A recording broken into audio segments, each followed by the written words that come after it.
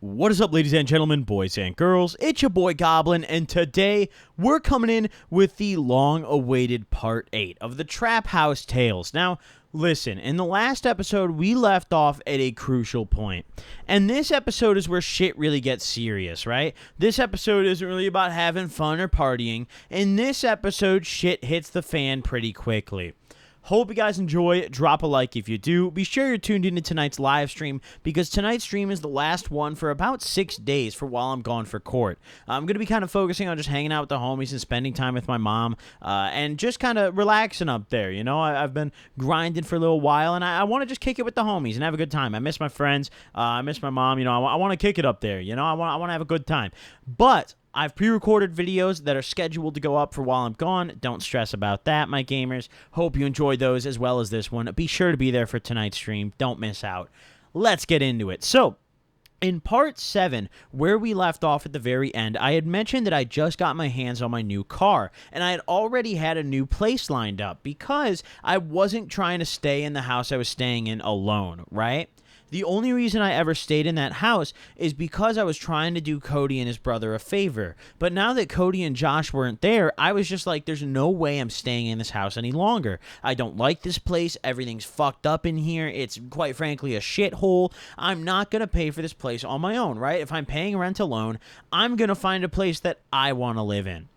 So, you know, I'm looking around, and I eventually find my place, and I have a house tour video. For those guys who haven't seen that, I'll link it in the description, but I do have a house tour video, so I'm not going to, like, describe my fucking house, because I have a whole video of it. So go watch that if you're curious, but I find my new place eventually, and in the meantime, you know, after I got my car, the time between finding my new place and actually signing the lease and everything, I really wasn't doing shit, right? There was a few things that occurred. One notable thing was there was one day where I just could not get weed from anybody.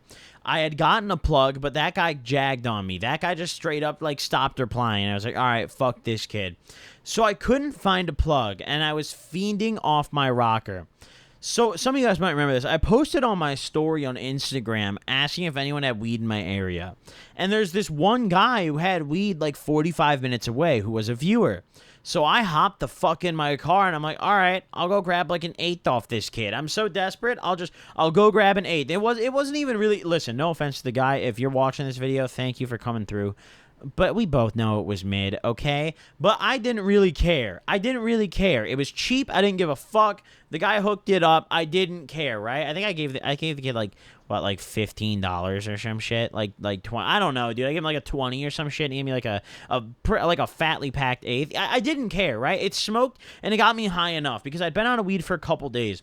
And that was probably the single most important event of the time between where we left off in last episode and what happens next. That was probably the only thing that's even worth mentioning in this video. But it was kind of funny, right? When I pulled up on this guy, he came out and he was like with his friend or something.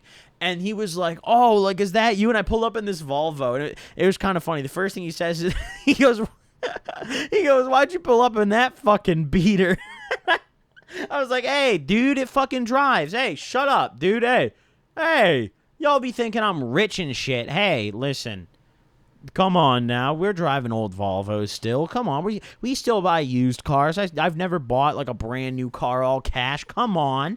Okay, chill out. But either way, back on topic here. So, after that went down, obviously I had started my house hunt, you know, and I ended up finding the place that I currently moved into.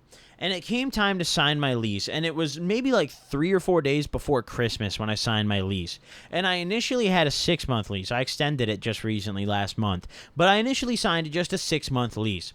Reason being, I didn't really know if I was going to be even staying in this town. I just needed somewhere to get the fuck out of that house and that unstable situation. Because now I was alone in that house, and it was still a sublease, so if the landlord ever showed up, I'm fucked.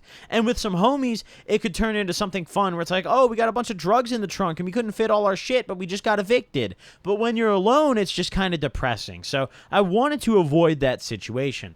So I signed my lease for my new place, and obviously with my last place, I was doing an illegal sublease, where I literally signed no paperwork. My name was on nothing. I had no obligation to stay anywhere. So my plan was I'm just going to pay the following month's rent to give them some time to figure out what to do with the lease and get the fuck out of there. So I end up going to my new place, right? I've signed my lease. It's a couple days before Christmas, and I start moving my stuff over. I pack up the Volvo with my computer, all sorts of shit, dude. All the shit I could fit in my car. And I drive over it. And it takes a couple trips, but I didn't have a ton of furniture, right? I decided that I wasn't going to rent a U-Haul or anything. I was just going to leave my old bed and just get a new one. I was like, dude, it's too much of a hassle. I'm not doing this shit like alone. I'm not folding, dude. It's not happening. Whatever. And I'm not going to hire movers. Fuck that. I'm going to take what fits in my car, and the rest I'm leaving at this place. So I pack my car up and I drive over to my new place.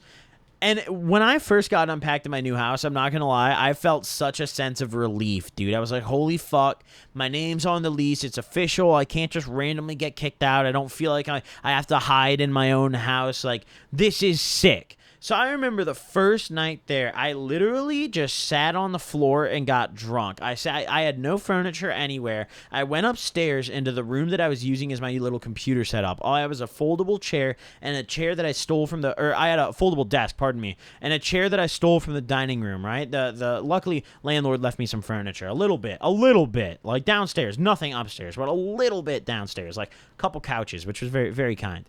But I take this dining room chair and I bring it upstairs, and I just sat at my computer, and then eventually I got off my computer and I sat on the floor, and I slept on the floor that night, and I just got fucked up. I got sent.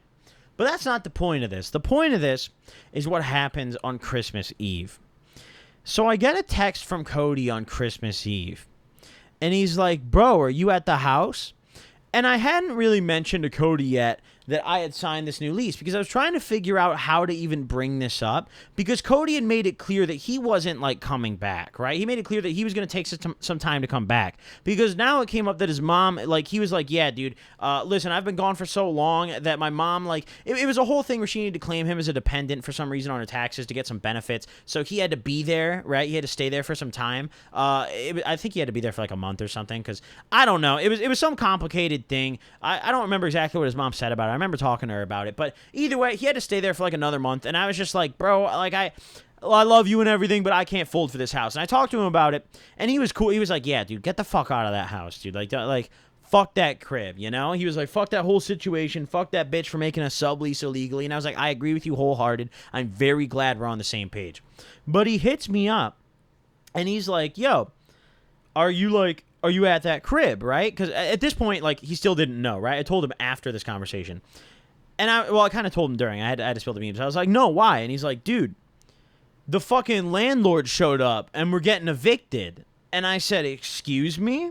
Because my plan was, right, I just had all my big shit that I hadn't moved yet back at the house. It was mainly clothes. I didn't move everything over my first couple nights. I just moved, like, maybe like a couple changes of clothes and like my electronics over, and that's really all I moved, because I figured I could just use my old place as like a little storage for, you know, the time that my rent was paid up until, and just go get my stuff later. I figured I didn't have to be in a rush. So Cody hits me up and he's like, dude, we're getting evicted. And I'm like, what the fuck do you mean? And he's like, I guess my brother's wife, listen, some of you guys, I asked what this was a few episodes ago, and you guys are like, stepsister and all this shit. No, dude, I have no idea what it is, but stepsister's not the term. I don't know what the fuck it is, okay? I don't know what that relation is, but his brother's wife, okay? He's like, she did not keep up at all, right? She didn't respond to the landlord, and apparently the landlord kept trying to call her up, and she wasn't picking up. So the landlord opted to just fucking show up, which is obviously, you can't just do that as a landlord. I'm pretty sure you have to give notice, but at the same time, by the sounds of it, he gave notice. I think he told her that he was going to be coming, and she just never relayed this information to me. So had I not signed my lease to get into my new house, I literally would have gotten evicted with nowhere to go that day, because my name is not on any lease. I had no rights, right? I had absolutely no rights. This guy could have walked in and said, get the fuck off my property, and I couldn't have done really anything besides pack my shit. So at this point, I'm so shook, dude. I'm like, what the fuck? And he's like, yeah, the landlord just fucking walked in, and now, like, our lease is terminated and shit. And I'm like, well, I got this new place. Whenever you come back, I got more bedrooms in this bitch, so we still have a place to stay. And he's like, good, perfect, all right. And that, you know, that's when I then broke him the news I was talking about earlier about getting my new place. And he was very cool with it, luckily. But then came the fact that, like, oh shit, we're getting evicted, right? But I still have to go gather all my stuff.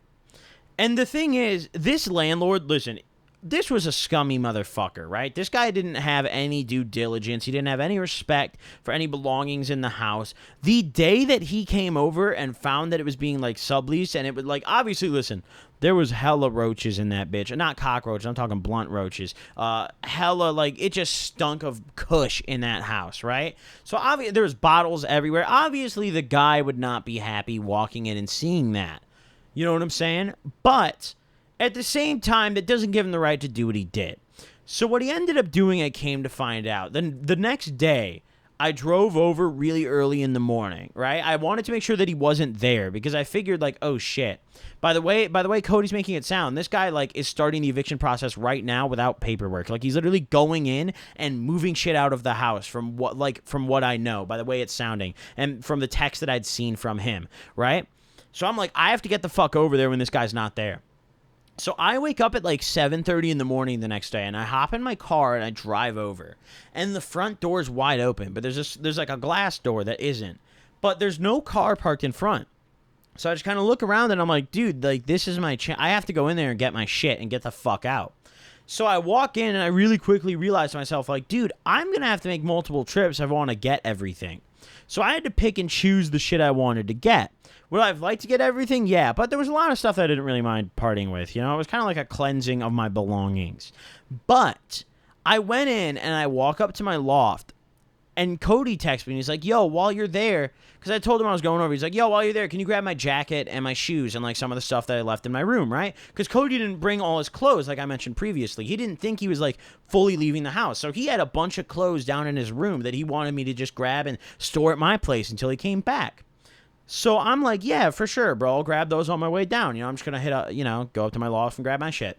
So I go up and I realize it's torn the fuck up. Like, it literally looks like a crackhead lost their last rock and just went on a rampage. I'm talking like the sheets are moved on the bed. The cushions on the couch aren't moved. There's garbage bags filled with shit. There's someone's backpack that I'd never seen on the ground. Just a bunch of shit. There's a toolbox and some wood. Like, this guy was already doing like renovations and changes to the house before all of my stuff was out. So I'm in there and I see that there's stuff just left on the ground. I'm like, oh, this guy's probably coming back relatively soon. Like, I should get the fuck out of here quickly. So I started looking for my stuff, and I go over to, I had this suitcase I just never unpacked that I was using as like a dresser to store my clothes. And the suitcase was gone, along with like all of the clothes in it.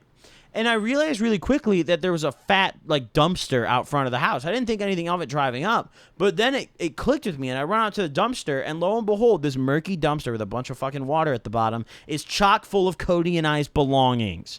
And I'm in there and I'm like, oh my fucking God. And I run back in the house.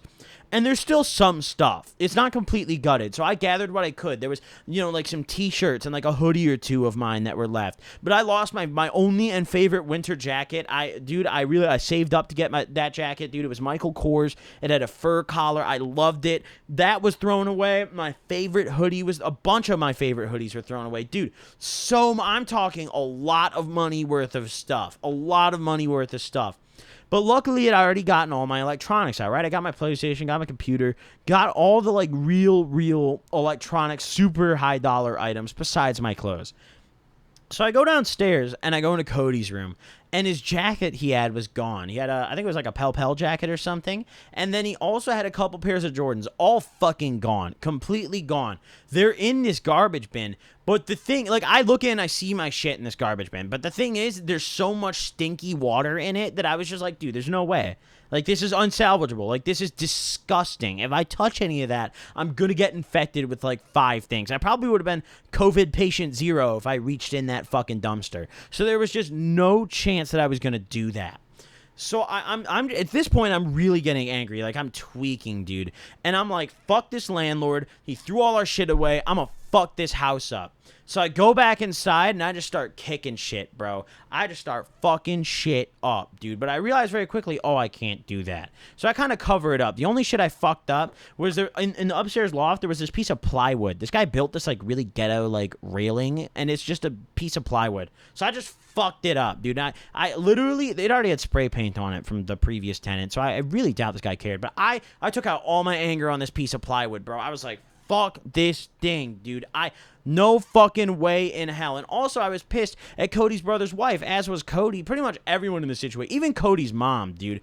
Cody's mom was mad at her. I remember I went to visit, and Cody's mom was like, that fucking bitch, I never liked her. And I'm like, you're a real one. You are a real one. But either way, so I'm in this house. I'm taking out my anger. I'm so mad. I'm so angry because I felt like I kept taking L's at this point. Like, every time I took a dub, I take an L, too. You know, I got this new house. Awesome. All my clothes are in the dumpster, right? I avoided getting evicted, but I just lost half my, wardrobe. More than half. Like, the majority of my wardrobe, honestly. So I was so mad. And I got back in my car, and I remember I whipped back home. And when I got back home, the first thing I did was smoked up. And luckily, by the time I moved into this house, I had met a different plug. And it was also only a week and a half, like a week and a half, before Dispos opened, right? And I turned 21. I turned 21 January 2nd, and Dispos opened January 1st. So it actually couldn't have been any better.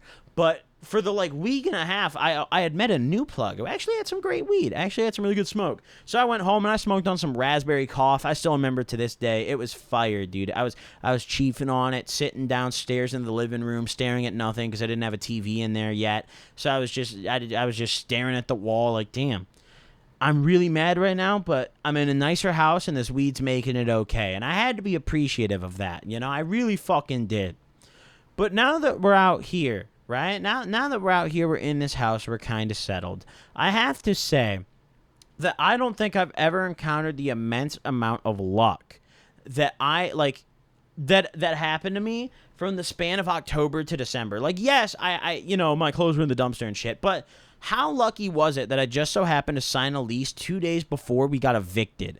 Like, that timing is impeccable. How lucky is it that I found that Volvo, right, from a viewer? Impeccable timing. It's cuckoo, dude. Someone's looking out, bro. That's all I'm saying. For real. Hey, I can't believe the luck. But I hope you guys enjoyed this video. Drop a like if you did. Ladies and gentlemen, listen. There ain't too much left to say in this series. I'm not going to stretch it out. Obviously, you guys know my situation now. I'm in the new house now, right? From here, hey, we got stories about being in the new house dropping. You guys, hey, if you guys want to hear the continuance of this, just keep an eye out for the upcoming videos. Thank you all for watching. I hope you guys enjoyed. I will see you guys next time. Deuces.